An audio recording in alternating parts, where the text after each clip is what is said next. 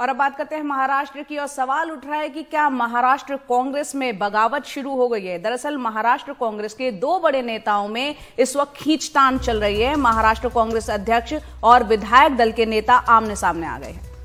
नाना पटोले के खिलाफ थोराट ने मोर्चा खोल दिया है। जो सूत्र बताते हैं, बालासाहेब थोराट ने मल्लिकार्जुन खड़गे को चिट्ठी लिखी। थोराट ने कहा नाना पटोले के साथ काम नहीं कर सकते।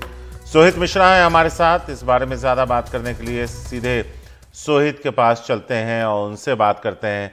सोहित, क्यों है एक दूसरे से नाराज?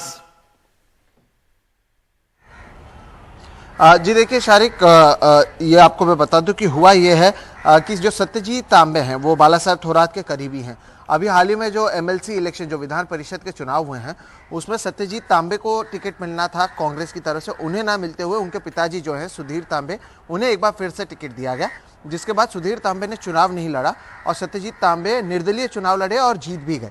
अब इसके बाद हुआ ये है कि सत्यजीत तांबे और उनके पिताजी को कांग्रेस ने निलंबित कर दिया 6 साल के लिए।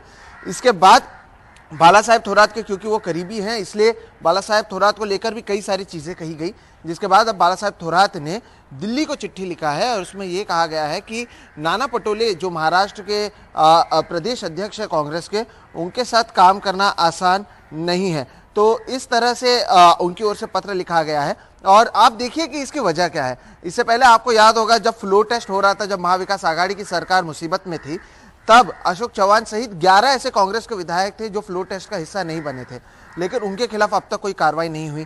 एमएलसी चुनाव जब हुआ था तो जो उनके नंबर 1 के कैंडिडेट थे चंद्रकांत हंडोरे, वो चुनाव हार गए और नंबर 2 के कैंडिडेट भाई जगताप चुनाव जीत गए। तब भी कहा गया था कि उनके खिलाफ कार्रवाई होगी, लेकिन हुई नहीं।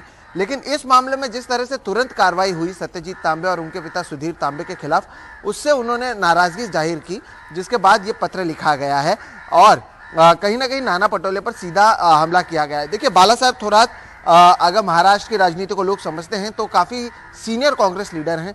8 बार के वो विधायक रह चुके हैं। महाराष्ट्र में वो राजस्व मंत्री रह चुके हैं। इससे पहले वो महाराष्ट्र कांग्रेस अध्यक्ष भी रह चुके हैं। ऐसे में उनकी ओर से ये चिट्ठी लिखा जाना बताता है कि कांग्रेस में सब कुछ फिलहाल सही नहीं है। अब इसके ऊपर क्या हाईकमान की ओर से कोई फैसला लिया जाता है या नहीं, ये देखना अहम होगा।